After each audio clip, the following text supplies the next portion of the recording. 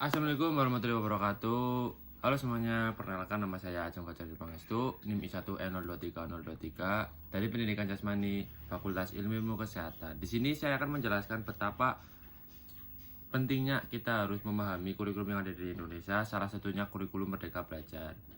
Kurikulum Merdeka Belajar merupakan kurikulum dengan pembelajaran interekuler yang beragam, di mana konten akan lebih optimal agar peserta didik memiliki cukup waktu untuk mendalami konsep dan menguatkan kompetensi. Pendidik juga memiliki keleluasaan untuk memilih berbagai perangkat ajar sehingga pembelajaran dapat disesuaikan dengan kebutuhan belajar dan minat peserta didik. Kurikulum Merdeka Belajar juga memberikan keleluasaan kepada pendidik untuk menciptakan pembelajaran yang berkualitas, yang sesuai dengan kebutuhan dan lingkungan belajar peserta didik. Kurikulum Merdeka memiliki beberapa tujuan, yaitu diantaranya mengatasi krisis belajar yang terjadi di Indonesia, termasuk yang terparah oleh pandemi kemarin. Dari teman-teman kan tahu sendiri bahwa di pandemi kemarin kita kurangnya belajar dan akhirnya kurikulum Merdeka ini turun seperti itu. Dan yang kedua juga ada menciptakan pembelajaran yang berkualitas dan sesuai dengan kebutuhan dan lingkungan belajar peserta didik. Dan ini yang asik banget nih teman-teman, menciptakan suasana belajar yang menyenangkan dan mendorong ke dalam pemahaman konsep. Dan dari tujuan kurikulum Merdeka ini, di mana siswa itu lebih aktif, lebih banyak komunikasi, tidak monoton, seperti itu teman-teman. Dan juga di sini tidak hanya memerdekakan siswa, tapi di sini juga memerdekakan guru, seperti itu.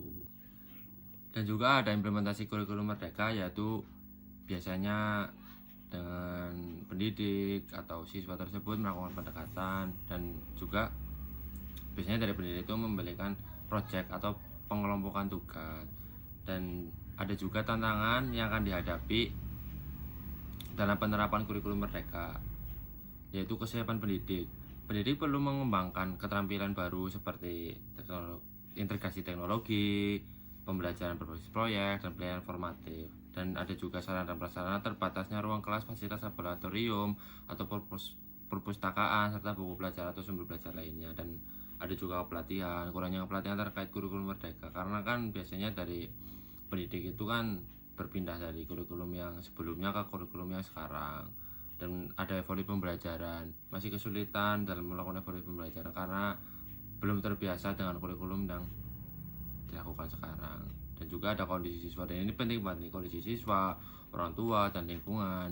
Kondisi siswa, orang tua, dan lingkungan juga menjadi tantangan dalam penerapan kurikulum Merdeka. Dan juga ada keluar dari zona nyaman. Pendidik harus keluar dari zona nyaman karena harus terbiasa dari kurikulum sekarang. Karena kan biasanya kan ada perpindahan kurikulum yang dari kurikulum 13 yang biasanya mengandalkan nilai dari UAS atau UTS, di mana kurikulum Merdeka ini mengandalkan proyek dan pengelompokan dan harus penilaian secara formatif.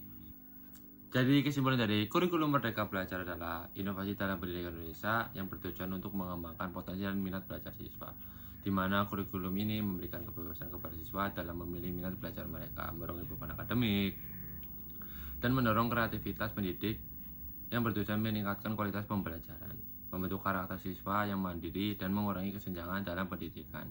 Sekian dari saya, apabila ada kesalahan mohon maaf. Wabillahi taufiq wal hidayah. Wassalamualaikum warahmatullahi wabarakatuh.